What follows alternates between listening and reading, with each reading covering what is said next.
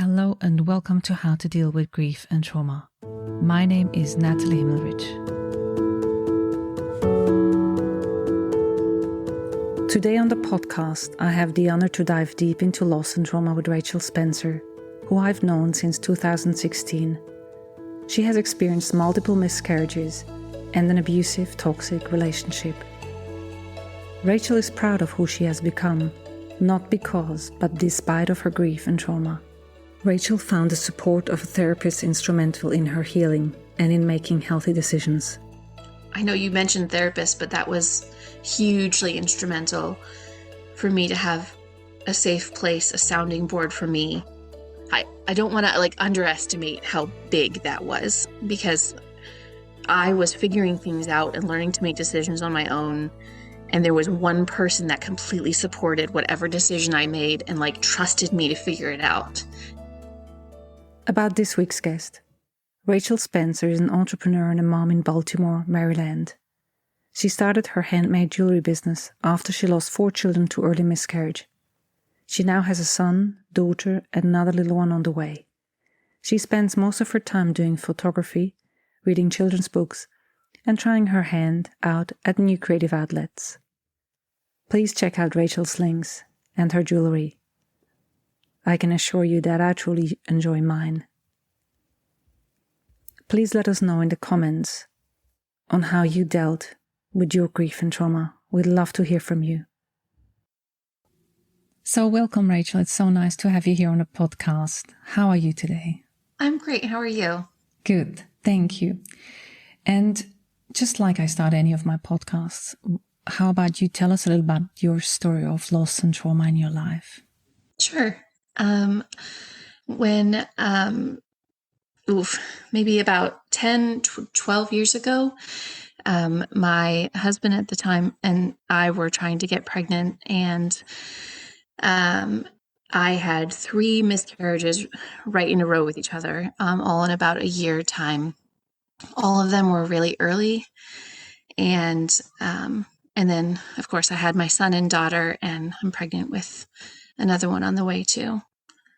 If we're just spacing this out a bit, you said 4 miscarriages in a row within a year. Mm-hmm. Yeah, it was 3. I lost twins, so that was one pregnancy. Okay. How did you deal with that? I mean, you wanted to get pregnant, and how is that? How do you deal with being in that space of wanting to become pregnant and it not working or seemingly not working? Yeah. Miscarriage was something that I didn't know about. My mom had lost 2 children before I was born, so I grew up hearing about it, but it wasn't something that I ever thought would happen to me. And it was really tough. I remember just feeling very angry and really numb going through it all right away. Yeah, it was hard. It was 2 miscarriages were right back to back with each other. And then it took a whole other year to get pregnant. And I was trying to get doctors to listen to me about, I thought my hormones were off, and I was still upset about losing the first 2. And then finally I got pregnant again. And at 7 weeks, I lost we went into an ultrasound and there was no heartbeat for the twins. And yeah, it was just devastating. And then after the twins, I got pregnant with my son right away too. So I didn't there wasn't a lot of space between them.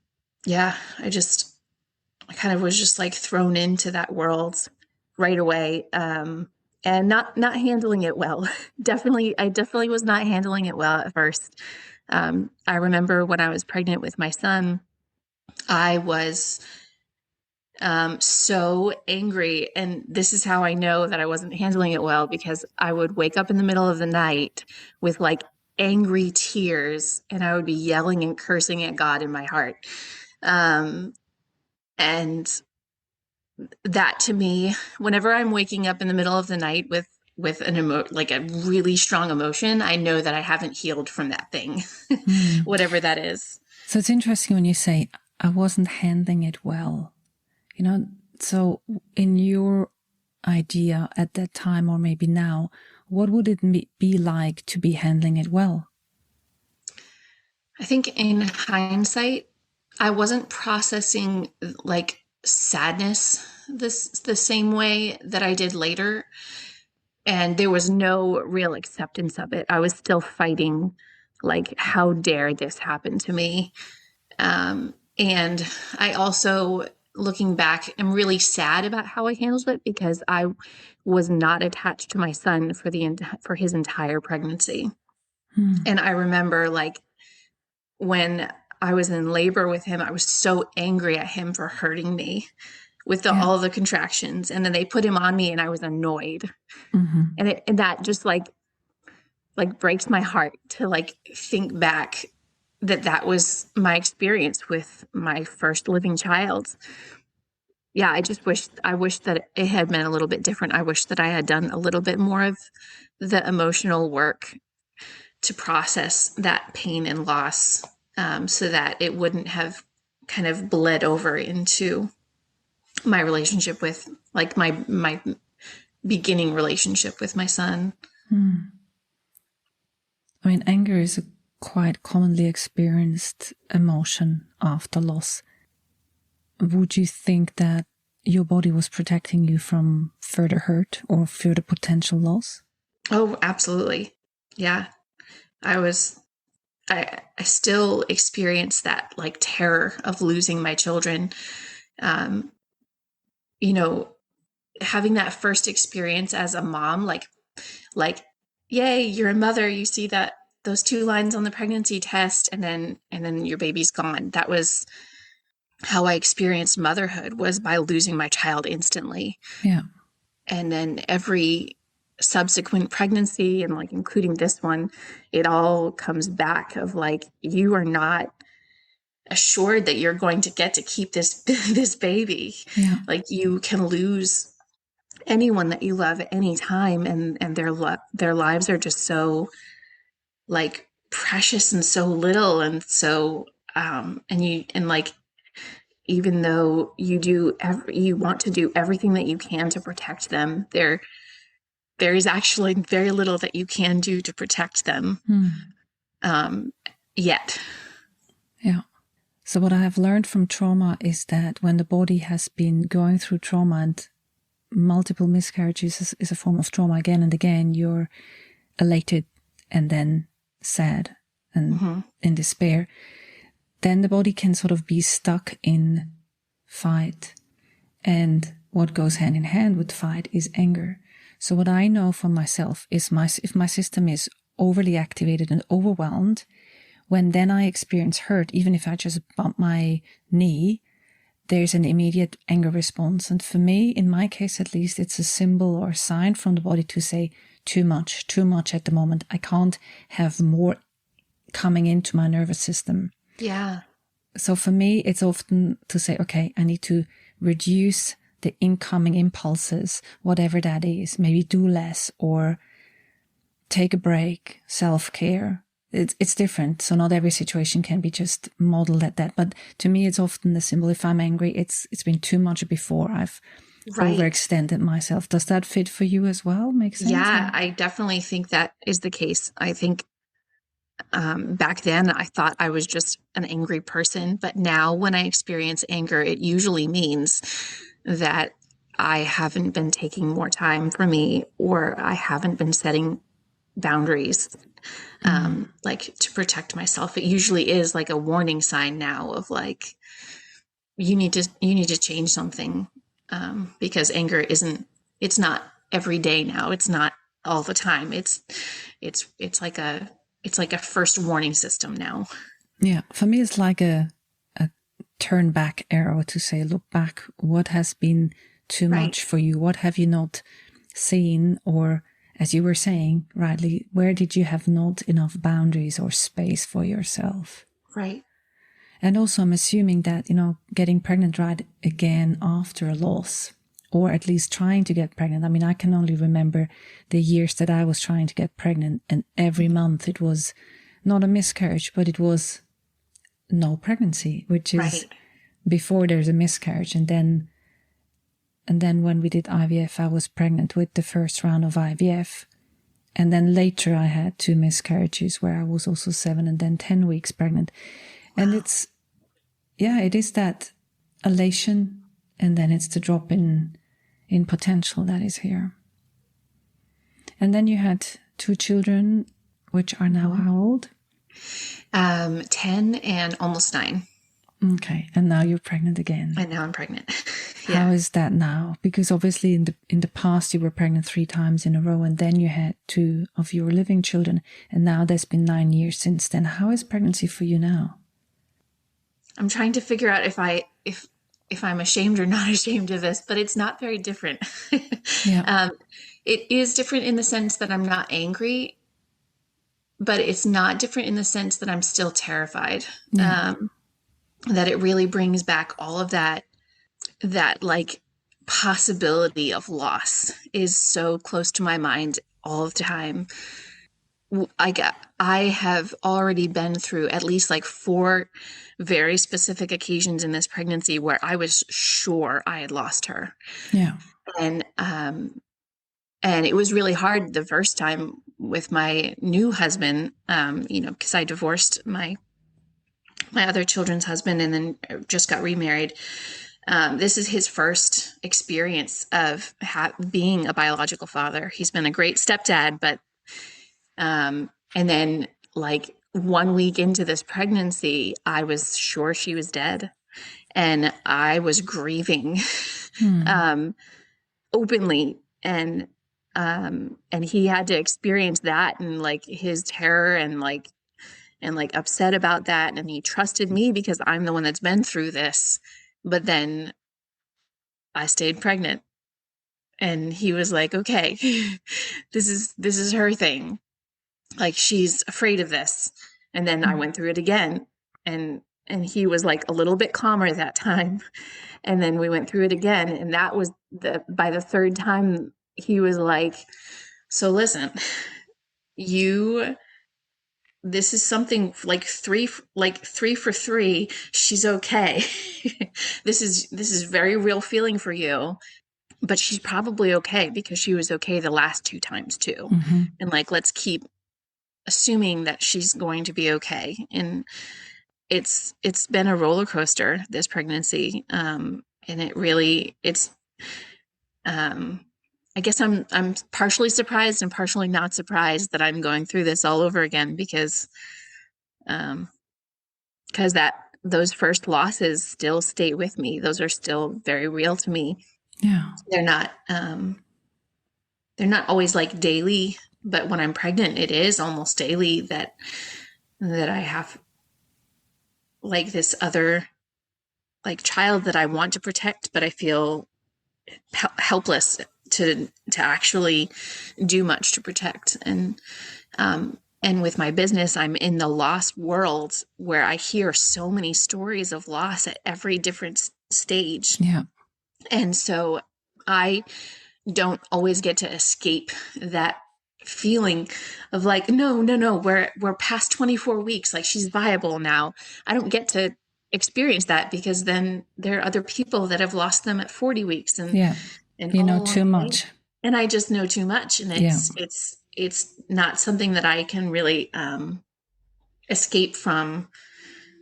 The difference is that I don't let myself necessarily go numb from it. I definitely handle these fears differently than I did before because I've been in this business for long enough that I've had to deal with these fears long enough.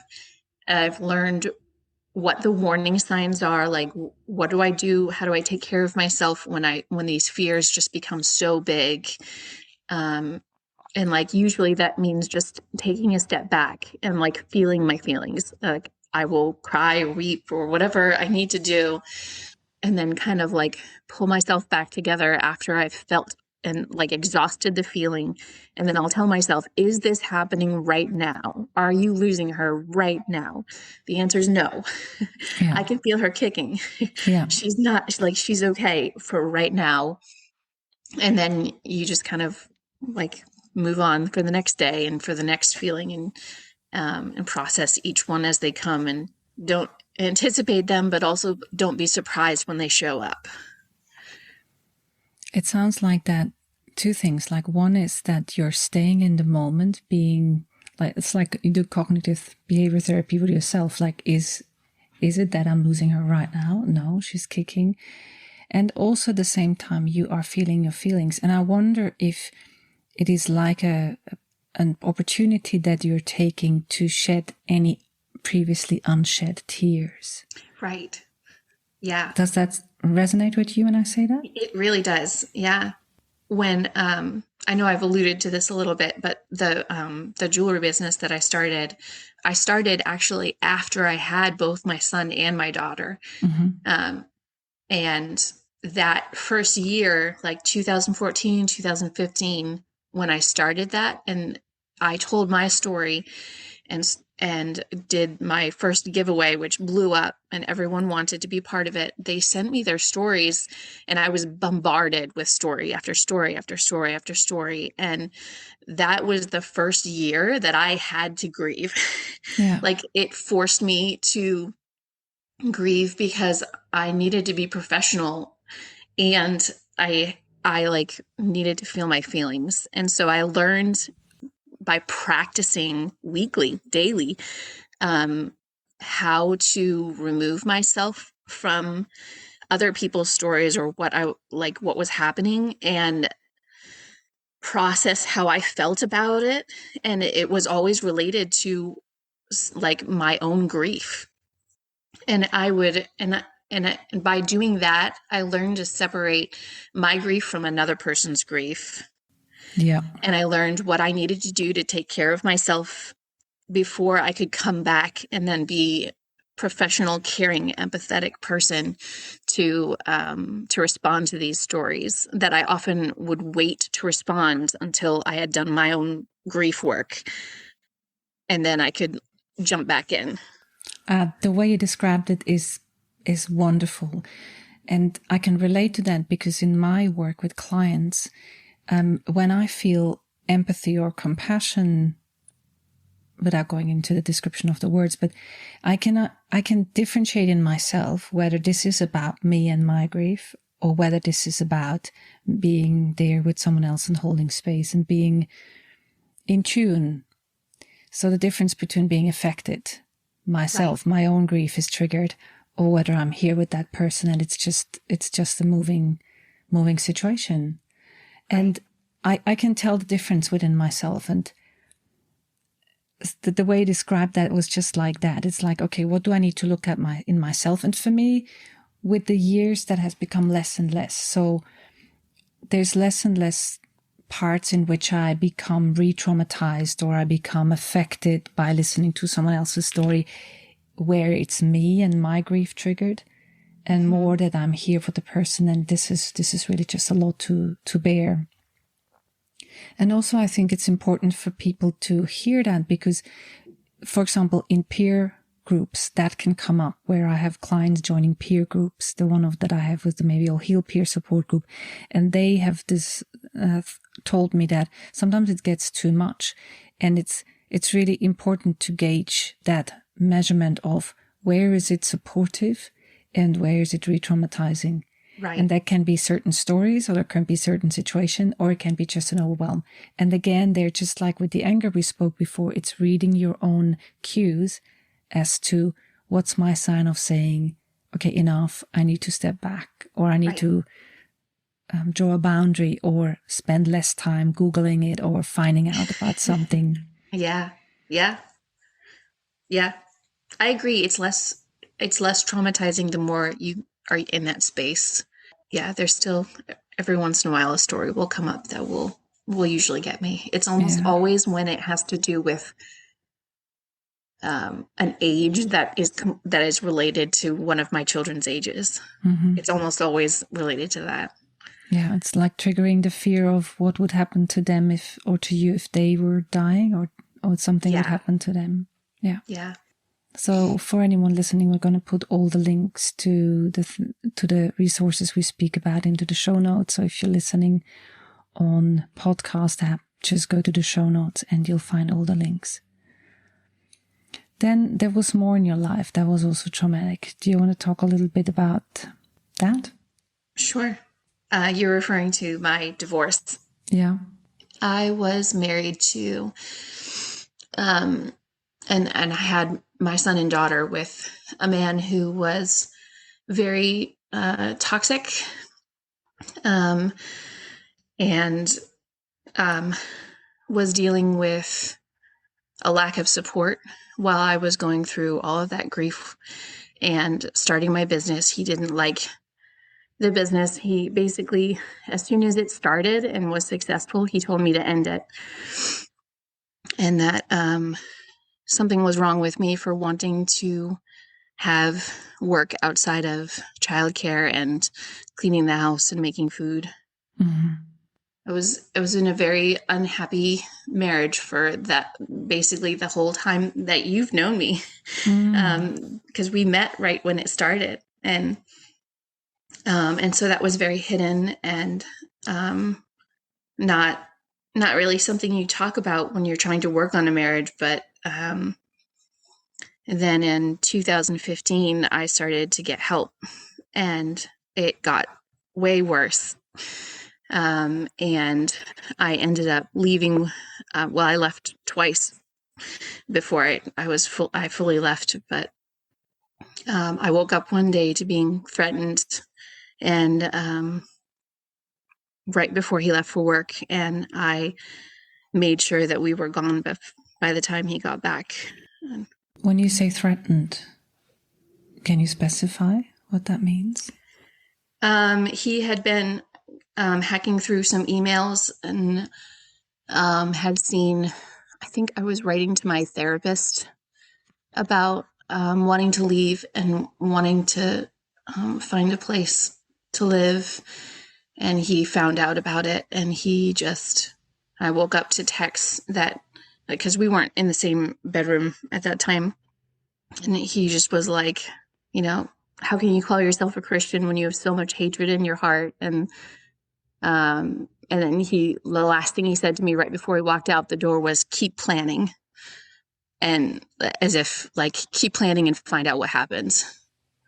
Okay. That was when I knew it was time to leave for good. And I mean, that was not even it was really scary leaving. It was very, very scary. He was stalking me. He would, if I went out of town, he would show up to the places that I was out of town in. He was tracking my phone calls, and yeah, it was really scary, very intense, but, and so, yeah, that was another trauma that I definitely had to process for a lot of years before, and then only just started talking about it publicly. Yeah, we spoke about that just before starting to record the podcast, that it is different to speak about the traumas of the miscarriages, which you have been speaking about for many years and have become accustomed to, versus this that you haven't been used to talk about and only just started. Right. And it's still, like you mentioned to me, still like trying to find the language. And I can hear when you speak, it's trying to find, what do I say? How do I say it? Right. Is it still dangerous to speak about it? Is there still a fear attached to, if you speak up about it, that will lead to repercussions? Definitely regarding my children's custody, there's a fear of that, because we do share that custody. He gets them every other weekend. So anything that has to do with them or that could be used in court, I don't talk about. Until they're adults, they won't. I will keep trying to protect them. Yeah. And also assuming that when they go to him, they have to deal with the differences in stories that they hear or probably are exposed to. Right. Yeah. One thing that just came up this last 2 weeks ago, whenever I posted my story, they heard me telling another person's story of abuse. One of the nests that I made was by a woman whose baby died because her boyfriend was attacking her. And my son heard this story that's not mine, and he was like, "Mom, did my dad ever do that to you?" And it shocked me. I didn't realize that would ever be a question that they would think, because they really love their dad, and I'm so glad that they do. And I try to always allow them to feel whatever they want to feel about their dad. So I didn't know that they would ever ask me that question, and it led to an interesting conversation where I was like, well, no, he never hit me, but he did hurt me in these other ways. And I told them one very specific story, where he would touch me, and I would tell him, no, I don't want to be touched like that. And he would hold his fist up to my face, and he would say, "This wedding ring means that you can't say no to me. Like, your body belongs to me." And my son, who I've done so much consent work with my children about, your body is your own. Nobody gets to touch you without your permission. And I do so much like parenting around that topic because of my story, and that it shocked that he was like, "Oh, really? Like, yeah, of course that was wrong for my dad to do that." But his response was completely fine. His response was, I think my dad has changed. He's not like that anymore. And I think that's fine for him to process, like, hearing something terrible about a parent, and then to say it's probably not like that anymore, because it probably would be really difficult for him to live with that. Yeah. So it's still very much ongoing. And only from my experience with my daughter, she picks up on verbal and non-verbal cues, in a way that I'm really aware of how much that she can handle. She gives me symbols and signs as to, okay, too much. Right. And still there's things that she hears and sees that I know are challenging. And when you spoke about that with your son, I remember the video that you shared on Instagram where you told him about being pregnant. And it was very interesting to see your son's reaction versus your daughter's reaction. And I mean, it tells a story about their different fears and worries and excitements, and how they bring those two together, because I'm 100% sure both of them were excited. But the first thing comes, like, your son said, "Don't miscarry." Yeah. And your daughter was just like excited and happy. So that tells a story as well, to see, okay, this is what lives within our children. Like my daughter, for example, she is very afraid of dying. She's very afraid that something would happen to mom and dad and they would die. That's a constant worry. I mean, yes, it's very common in children at that age, but for her is extremely heightened. So if I just tell her about a friend who just was diagnosed with cancer, and I talk about that, she's like going into overwhelm and says, "Mommy, I can't hear about that," because then it triggers thinking, well, if that happens to your friend, Mom, it can happen to you, and I don't want you to die. Right. So I'm very aware of how sensitive that is of whatever they pick up. And in your case, as you say, it's still ongoing. I mean, they have both. They have to deal with the and not the or. Yeah. How do you deal with that ongoing situation of dealing with being separate, but now starting to speak about it, and still knowing that you can only protect your children to a certain extent? Holding that space for, like, my fears versus what I tell my children or how I raise them, what my fears are with them or what my fears are with me. I have been holding that space for many years now. We've been trying to think. Yeah, like I left 2016, so it's been 6.5 years. So holding space for that is not new for me. Finding the language to describe how I hold the space for that is a little bit newer for me, because I have to trust that they will figure out the differences that they need to be able to thrive in like later in life or in adulthood. And I hope that they see me empowering their voice in their relationships with me and in their relationships with their dad. You know, when they bring home concerns that they have, you know, the first thing I would say to them is, well, did you tell your dad what you were feeling? And usually the answer is no. But then modeling for them, you can bring your concerns to me too. This is what it looks like to work on it with a parent, to have a parent listen to you or make adjustments to help you. And being the healthiest person that I can be so that they know what it looks like and what it doesn't look like. I want the contrast to be so great that they figure out which one they want to follow. Yeah, exactly. And not like, we don't really, having that question for my son is different because we don't usually talk about it so directly. I usually would be much more vague in my answers of like, oh, you know, mommy and daddy broke up because we didn't love and respect each other. You know, that's like been the basics of like, this is why it happens. And then I would just devote all of my energy to finding the language that they can learn to be the healthiest that they can be, no matter where they are, no matter who they're surrounded by, no matter what type of people they're around, because it's not just going to be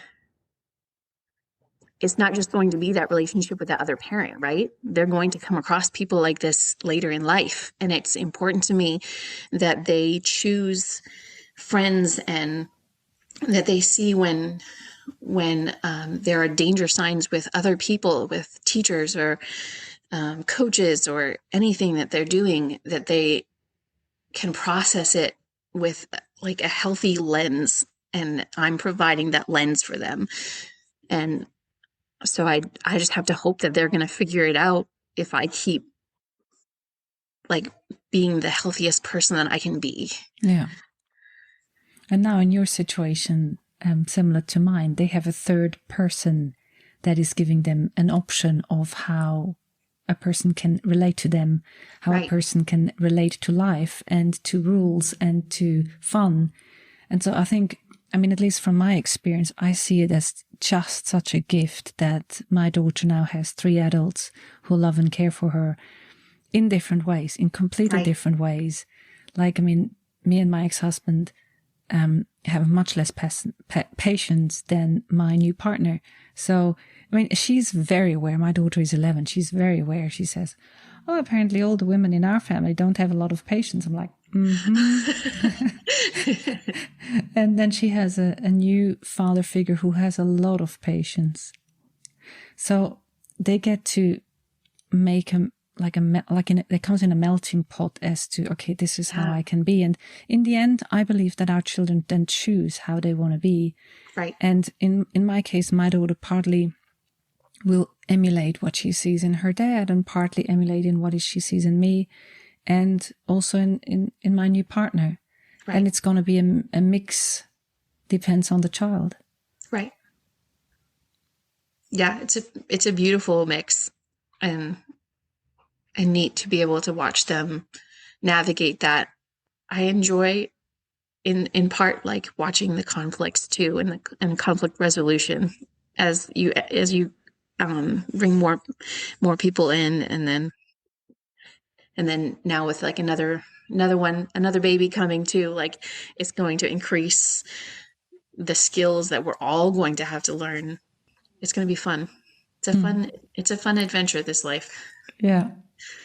So one of the last things that I wanted to ask you in relation to breaking off that relationship, that toxic relationship, what resources and insights besides going to see a therapist and working with her or him have helped you to come to the place where you knew and could leave? You said you had like a couple of times that you tried to leave. And that's very common actually in abusive relationship, that people try multiple times before it sticks. What helped you? What resources and insights have helped you to make a break in that traumatic relationship? I know you mentioned therapists, but that was hugely instrumental for me to have a safe place, a sounding board for me. I don't want to like underestimate how big that was, because I was figuring things out and learning to make decisions on my own. And there was one person that completely supported whatever decision I made and like trusted me to figure it out. And having, if you can't afford therapists, having friends or like a victim advocate, someone who isn't going to speak into your life and tell you what to do, or how to interpret it, but just listen and then like build that trust in you to figure it out is huge. It's everything. Having that space to build your own trust in yourself to figure it out is a huge part of that healing. That's a huge step to be able to say, I know what I need to do next, and I can do it. I guess I am a huge fan of educating yourself on as much as you can. And I did a lot of that for many years. I wanted to understand what happened to me so that I could make different choices. And I have some family that believed me, and that was huge too, to be able to move closer to family and to have some space, some safe spaces. Even though I think it's important to be honest that I actually had to push away space, like friends that I thought were safe, that were actually indeed harming my ability to move forward. And that's really sad. And that's another type of grief that I had to go through, was to say, I need a break. This is too much. I need you to take a step back. And if I can, I will come back and I'll explain to you what happened. But for me, I need to be able to make these changes on my own. And you may not understand why. It's going to be confusing and hard to watch, but this is what I need. And that, I would say, like, grieving the friends and the safe places that happens after a divorce was almost a greater grief and sadness than even losing my marriage was. And so, just kind of like waving at that type of grief with divorce. And maybe you've experienced that too with your divorce, that it changes those relationships, and those can be like harder. Definitely. Harder to lose. Yeah, it's a completely different form of loss where, there's a trying to understand that which just doesn't give all the answers. I mean, it's obvious that the time today is not enough to discuss certain of the aspects of your situation. And maybe we can come back together even when you might have gathered some more experience in sharing that specific situation of the trauma and the loss of your marriage and all the ideas. I mean, I know from whatever you've shared with me otherwise that there's more parts to that puzzle.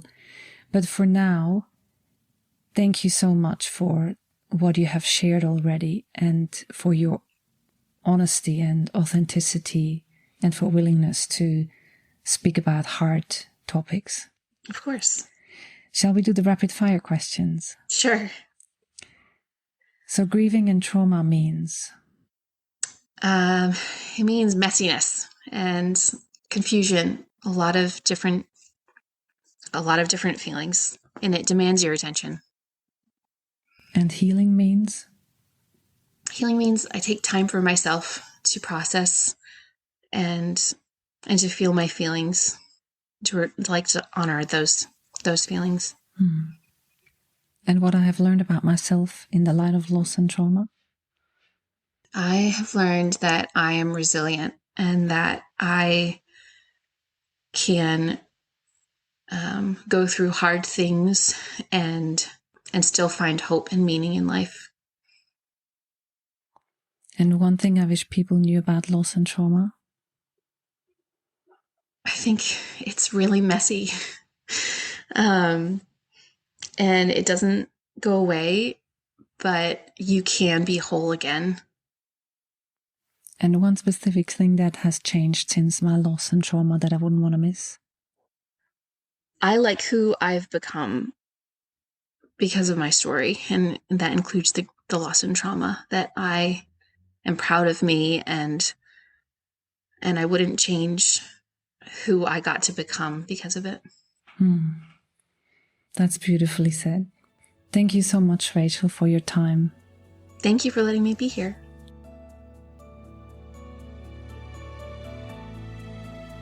Thanks for listening to How to Deal with Grief and Trauma.